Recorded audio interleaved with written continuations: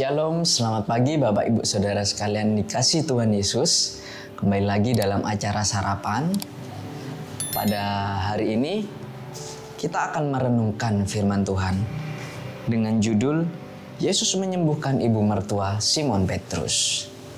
Nah, kita sudah tahu cerita ini bahwa ketika Tuhan Yesus habis dari rumah ibadat yang ada di Kapernaum, Tuhan Yesus ini diberikan kabar bahwa ibu Simon Petrus ini lagi sakit. Nah, singkat cerita, yuk mari kita sama-sama buka di dalam Lukas 4 ayat yang ke 38 dan 39. Perikopnya, Yesus menyembuhkan ibu mertua Simon Petrus dan orang-orang lain. Kemudian ia meninggalkan rumah ibadat itu dan pergi ke rumah Simon. Adapun ibu mertua Simon demam keras dan mereka meminta kepada Yesus supaya menolong dia. Maka ia berdiri di sisi perempuan itu lalu menghardik demam itu dan penyakit itu pun meninggalkan dia. Perempuan itu segera bangun dan melayani mereka. Ya, luar biasa ketika Tuhan Yesus menyembuhkan ibu mertua dari Simon Petrus ini. Kita tahu mungkin dalam perjalanannya sekarang ini kabar demi kabar. Misalnya ada kejadian, di sana ada suatu tanda mujizat, mungkin KKR, mungkin ibadah pada zaman itu. Nah, singkat cerita mereka memberitahukannya kepada ibu dari Simon Petrus. Waktu itu Simon Petrus dan teman-teman sepertinya masih belum menjadi murid Tuhan Yesus. Hanya kabar, dan kabar.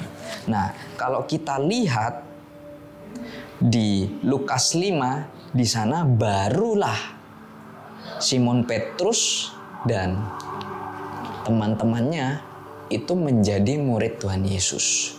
Di dalam kitab Lukas ya. Nah, Bapak Ibu Saudara sekalian, kita mau belajar dari tanda mujizat ini. Mari kita renungkan apa saja sih yang menjadi pertolongan Tuhan di dalam kehidupan kita. Kita mau ingat kembali perjalanan kita mulai dari kita lahir. Kita mungkin di masa kanak-kanak, remaja, bahkan sampai sekarang ini.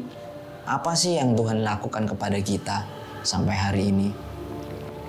Saya yakin Bapak Ibu Saudara sekalian mengalami suatu mujizat dalam kehidupan Bapak Ibu Saudara sekalian. Mungkin dari segi keluarga, anak, orang tua, saudara, sepupu, ipar, atau siapapun itu orang terdekat Bapak Ibu Saudara sekalian. Mungkin ada dari mereka yang mengalami suatu mujizat itu.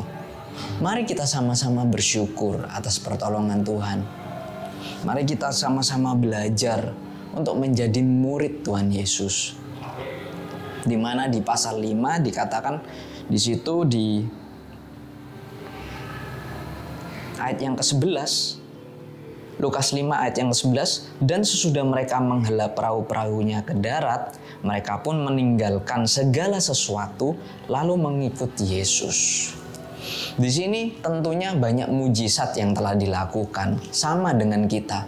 Banyak sekali hal-hal kebaikan yang kita terima dari Tuhan Yesus. Mujizat dari Tuhan Yesus.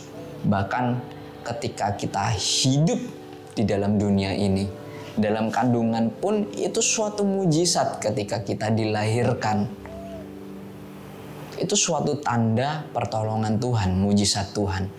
Nah, kita jangan pernah melupakan setiap kebaikan Tuhan dalam kehidupan kita, Bapak Ibu Saudara sekalian.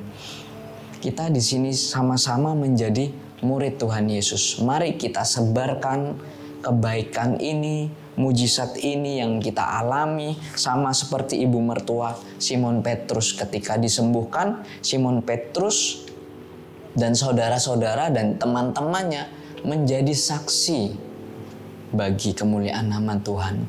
Jadi nama Tuhan Yesus yang dipermuliakan. Percayalah Bapak Ibu Saudara sekalian, kita ini alat yang kelak dan pastinya akan dipakai untuk kemuliaan nama Tuhan. Bukan cuma di gereja ini, tapi juga untuk masyarakat luas yang ada di luar sana. Ketika kita menghidupi firman Tuhan ini, maka hidup kita tidak akan sama lagi Bapak Ibu Saudara sekalian.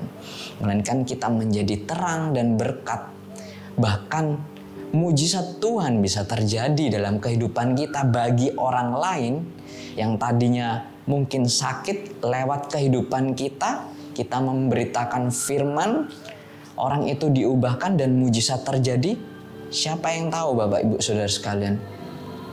Kita semua adalah alat yang Tuhan pasti akan pakai dalam kehidupan kita. Persiapkan kapasitas kita, percayalah ketika kita berjalan bersama Tuhan, mujizat-mujizat itu terjadi. Baik kesehatan, baik finansial, hubungan, relasi dengan keluarga, dengan rekan bisnis, dengan siapapun itu, pasti Tuhan menyertai. Percayalah itu Bapak Ibu Saudara sekalian. Ya, sekian renungan pada pagi hari ini.